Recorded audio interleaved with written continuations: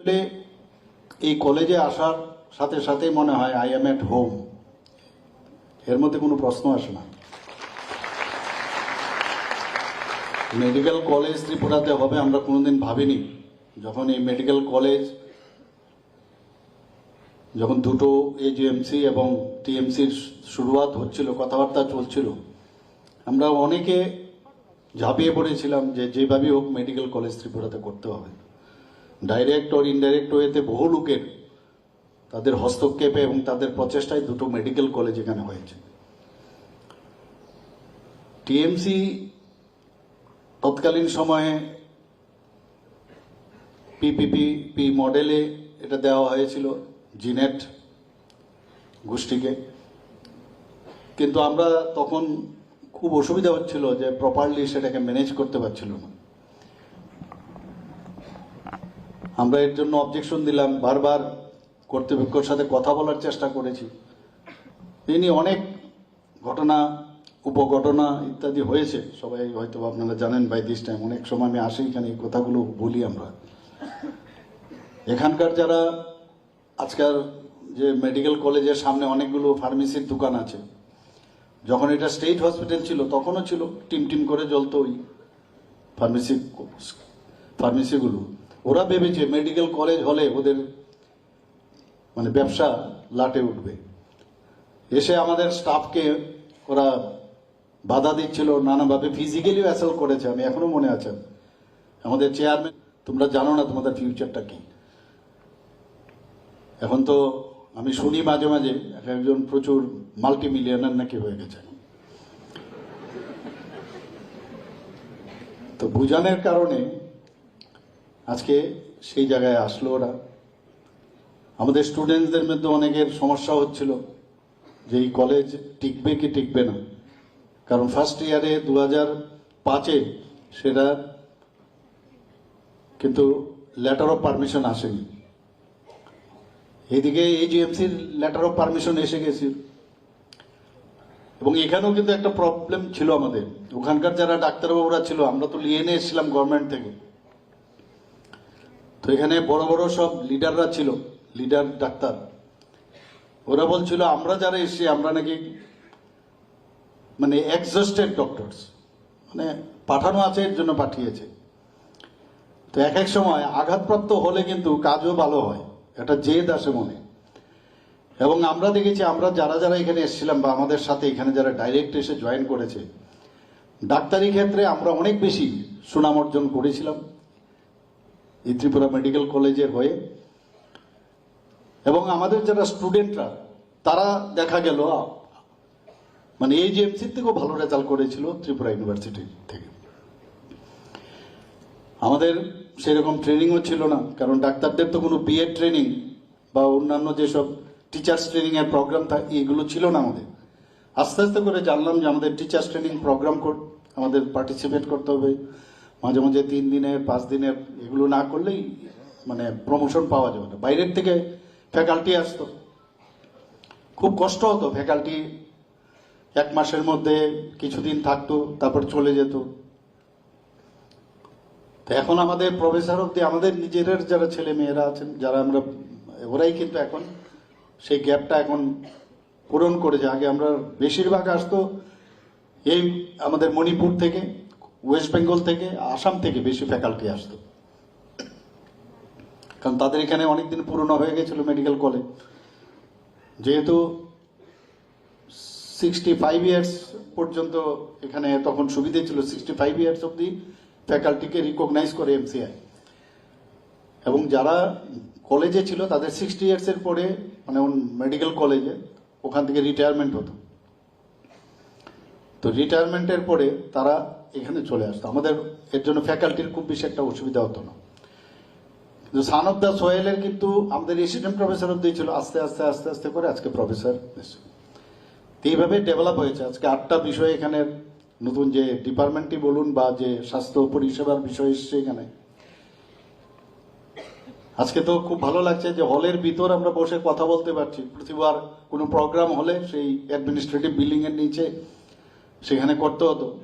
আমাদের চেয়ারম্যান সাহেব এবং বলার চেষ্টা করেছেন কোনো পয়সা নাকি গভর্নমেন্ট থেকে দেয় না। এটা কার? যখনই সমস্যা হয় আমাদের কাছে আসেন, আর প্রধানমন্ত্রীজি বলেন যে আত্মনির্ভর হতে হবে। আমরাও দেখি কতটুকু পারেন ওনারা, কারণ যদি ডিপেন্ডেন্ট থাকে সরকারের উপরে তাহলে এই কলেজে উঠবে না। তো আমরা চাই যে সেলফ রিলায়েন্স হওয়ার জন্য আমরা দেখি, তাকিয়ে থাকি, যে যে বিষয়গুলো বলে হেল্প করি, এবং এই যৌথ প্রচেষ্টাই কিন্তু আজকে এই ত্রিপুরা মেডিকেল কলেজে এই জায়গায় এসছে। আমি বললাম যে হসপিটালের যে কোনো একটা হসপিটাল তার ইমার্জেন্সি কিভাবে মেনটেন করবেন তার উপর ডিপেন্ড করে তার স্ট্যাটাস।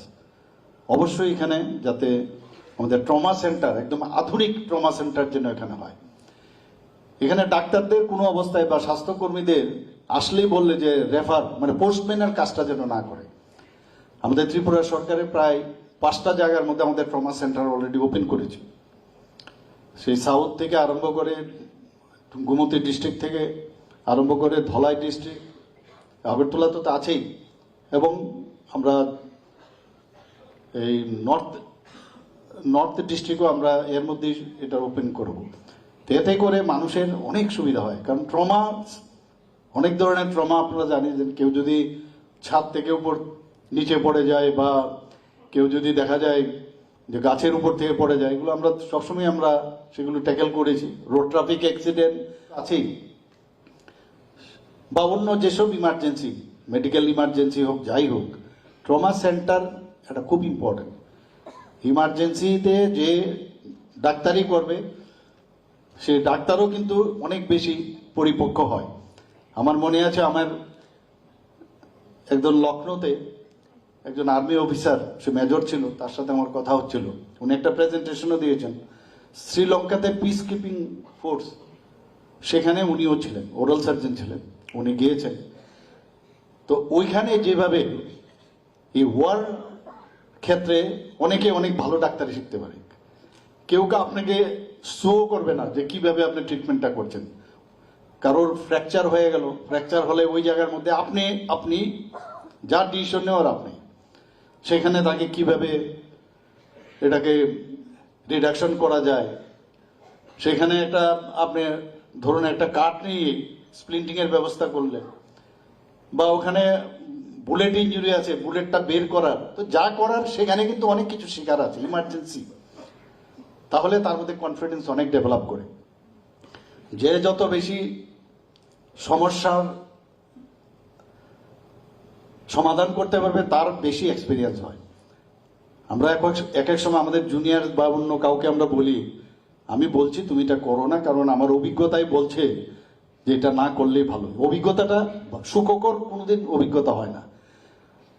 যত সমস্যা সমাধানে আমি যেগুলো আমার সমস্যা হয়েছে সেইগুলোর পরিপ্রেক্ষিতে আমি অ্যাডভাইস দিচ্ছি তুমি এটা করো না। এটাই হচ্ছে এক্সপিরিয়েন্স। এক্সপিরিয়েন্স যদি বলেন আমাকে যে ভালোভাবে এক্সপিরিয়েন্স হয় না।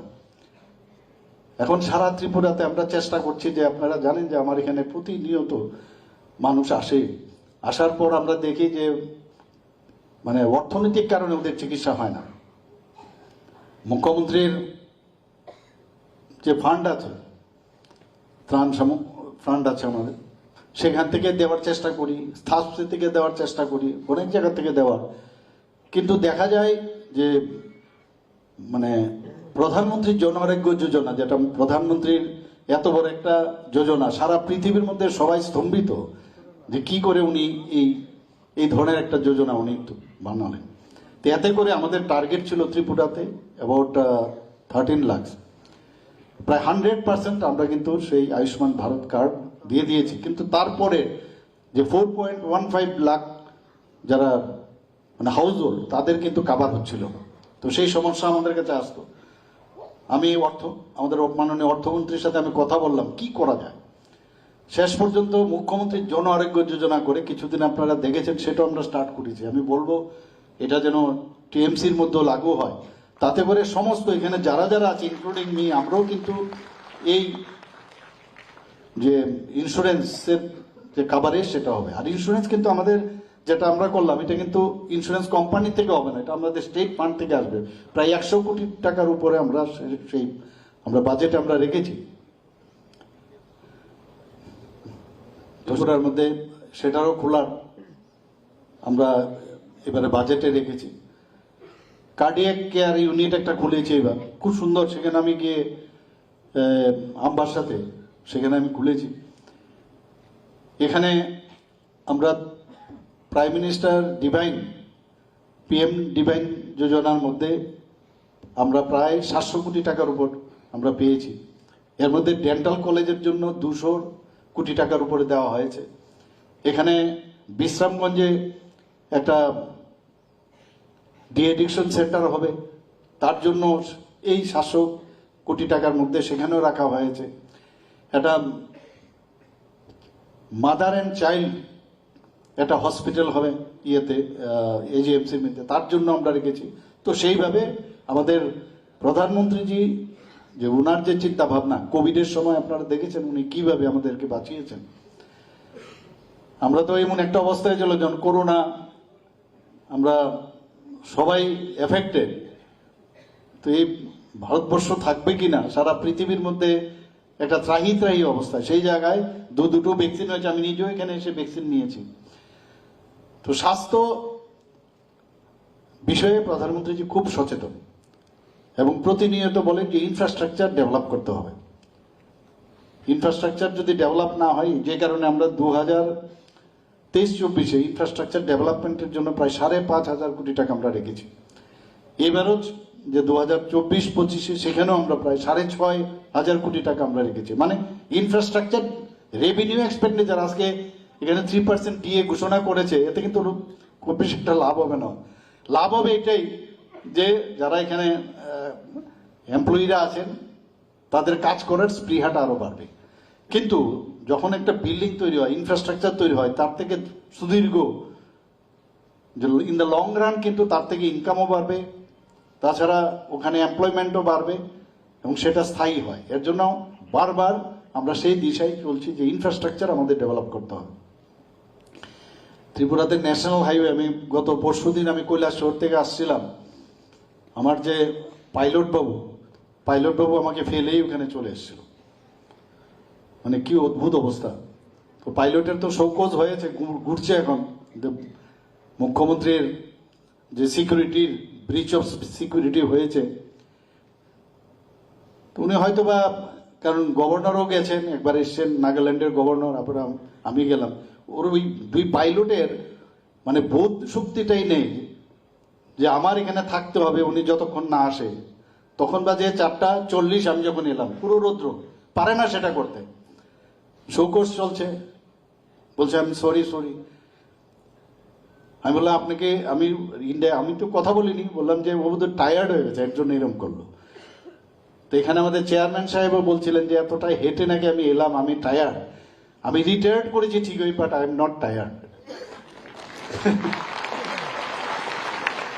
টায়ার্ড হলে সকাল থেকে রাত্রি পর্যন্ত কাজ করতে পারতাম না। তো সেইভাবে আমরা কাজ করছি যাতে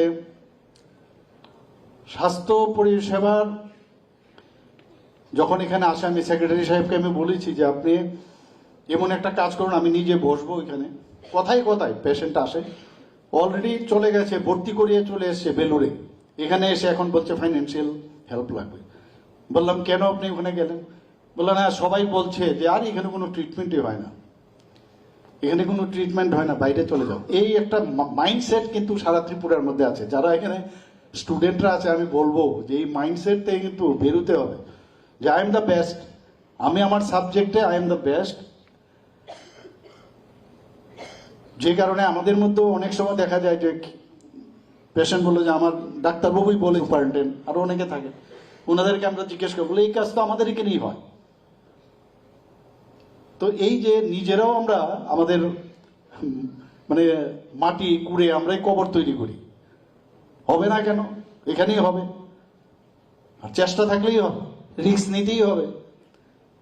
আর রিস্কের ভয়ে যদি দেখা যায় যে আমি সার্জারি করব না বা কিছু করব না, তাহলে তো মানে কোনোদিন ডাক্তারই হওয়া যাবে না, পেশেন্টেরও লাভ হবে না।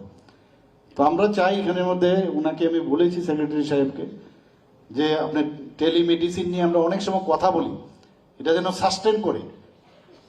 পেশেন্ট পেশেন্ট পার্টি ওদেরকে বসাবেন, ডাক্তার কনসালটেন্ট ডক্টর সেও বসবে, বসে বেস্ট যারা আছে ডাক্তার তাদের সাথে আপনি মুভ করেন, এবং টাইম থাকবে, স্লট থাকবে ওই টাইমে, কারণ ওই ডাক্তারবাবু ব্যস্ত থাকে, স্লট করে ওখানে বসুন, আপনারা বলুন যে এই সাইন অ্যান্ড সিমটম, আমরা এই ট্রিটমেন্ট দিয়েছি, এখন আপনি কি বলেন, দেখা যাবে 90%ই বলবেন যে আপনি ঠিক ঠিক ট্রিটমেন্ট করছেন। তো পেশেন্টও হ্যাপি, পেশেন্ট পার্টিও হ্যাপি, এই যে ফ্লাইটের খরচ দিয়ে যাওয়া, বাড়িঘর বিক্রি করে এর থেকে দেনা করে অনেকটা কমে যাবে, আর তার মধ্যে অনেকটা মানে ডাক্তারদের উপর আত্মবিশ্বাসও বাড়বে। অনেক সময় পিএসসিতে যখন যাই আমরা, পিএসসির মধ্যে দেখা যায় যে অনেক, এখন তো পিএসসির চেহারা আমি জানি না এখানে কতজন গেছেন, এখন সেই ভাঙা হাতলের চেহারা আর নেই। আমাদের যখন আগে পোস্টিং দিত আমরা দেখতাম যে সিস্টার ওই যে টেবিলটা ভাঙা, এর উপরে ওই পর্দার কেটে টেবিল ক্লথ বানিয়েছেন উনি, আর তো ভাঙা থাকে, তাতেই ভাবতাম যে আমরা মানে খুব ভালো পোস্টিং হয়েছে আমরা। এখন তো সব জায়গায় কর্পোরেট স্টাইলের চলতে হয়, মানুষও দেখে। এখানে আমরা ভিডিও যেটা একটু আগে স্বল্প দৈর্ঘ্যের দেখলাম, কত সুন্দর লাগছে এখানে। তো মানুষ যখন তার এক্সপেকটেশন দেখিয়ে দিয়েছে আমাদের কিন্তু যেরকম গভর্নমেন্ট আসপেক্টে আমরা যেভাবে এতদিন ধরে হসপিটাল আমরা চালিয়েছি, রাতারাতি দেখলাম টাইলস বসিয়ে এমন একটা চেহারা করেছে রিসেপশনিস্ট বসিয়ে আমরা বললাম এইভাবেও কি হসপিটাল হয়। এবং প্রতিনিয়ত ওরা খবর রাখতো যে প্রতিটা ডিপার্টমেন্টের কটা পেশেন্ট দেখলো, কত আয় হলো, এই যে বিষয়, সেটা কিন্তু কর্পোরেট স্টাইলের লাভ যেমন আছে, অ্যাডভান্টেজ ডিসঅ্যাডভান্টেজ দুটোই আছে। কোন ডাক্তারবাবু সকালবেলায় চলে যায় নার্সিংহোমে, খবর নেয় যে ওখানে ওই আমাদের টিএমসির কোনো ডাক্তারবাবু নার্সিংহোমে আছে কিনা, এসে কিচ্ছু বলতো না, চুপচাপ বসে থাকবে, ডাক্তারবাবু আজকে দেখলাম আপনার গাড়িটা ওইখানে। এই যে মনিটরিং এর যে বিষয়, এগুলো ওরা এবং এত আমরাই বললাম যে এই স্টেট হসপিটালে আমরাও ছিলাম, কিন্তু রাতারাতি চেহারা পাল্টে দিয়েছে। তো হাইজিন মেনটেন করতে হবে, এবং বেস্ট যেটা আছে, যেটা ভারতবর্ষের যে কোনো বড় হসপিটালে আছে, কলেজে আছে, সেটা আমাদেরও থাকতে হবে। ইনফ্রাস্ট্রাকচার অবশ্যই ডেভেলপ করতে হবে। এবং এখন তো কোনোদিন সিটি স্ক্যান আমরা ভাবিও নি, এমআরআই হবে কোনোদিন ভাবতে পারি, টিএমসির মধ্যে এমআরআই কোনোদিন ভাবা যায় না। এবং কিন্তু আমি একটা জিনিস বলবো, টিএমসি সম্পর্কে বাইরে কিন্তু প্রচারটা কম, প্রচার অনেক কম। টিএমসিতে আরো বড় বড় কাজ হয়, কিন্তু প্রচার নেই। সবাই এজিএমসির কথা বলে, আইএলএস বলে, এইসব আইজিএম বলে, টিএমসির প্রচার। আর আমার মনে আছে একজন ডাক্তারবাবু আমাদের ব্রাঞ্চের ছিল, ও এক্সট্রাকশন করতো, এক্সট্রাকশন করে হু হু করে হাসতো আর এরকম জোরে জোরে আওয়াজ করতো। আমি বললাম, আর এটা কি করছেন আপনি? বলে নিজের ঢোল নিজে না পিটলে মানুষ রিকগনাইজ করবে না। আমি বললাম এটাও একটা স্টাইল বোধ হয়। তো এখন তো মানে সব নিজের কি কি কাজ করছেন, প্রচার প্রসার, এগুলো এখন খুব একটার সাথে একটা কিন্তু রিলেটেড। যে টিএমসির প্রতি সপ্তাহে সমস্ত ডিপার্টমেন্টের আমার মনে হয় বসে, ওদের মানে সাংবাদিক বন্ধুরা আছেন এখানে,